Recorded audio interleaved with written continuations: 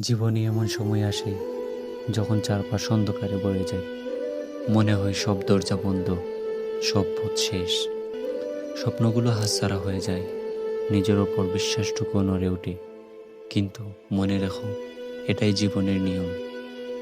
অন্ধকার কখনো স্থায়ী নয়। রাত যতই দীর্ঘ হোক, ভোর একদিন আসবেই।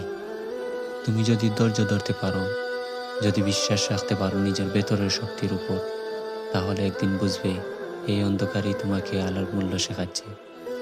মনে রেখো, অন্ধকারের পরেই আলো আসবে, এটাই প্রকৃতির অটল নিয়ম।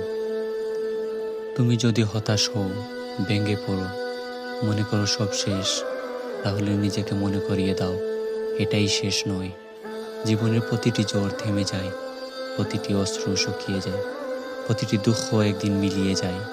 পৃথিবীর নিয়মই হলো অন্ধকারের পরেই আলো আসে। তাই আজ যদি এই অন্ধকারে ঘেরা থাকো, কালই তোমার জীবনে নতুন সূর্যের আলো আসবে। তুমি শুধু অপেক্ষা করো, বিশ্বাস রাখো, আর এগিয়ে যাও।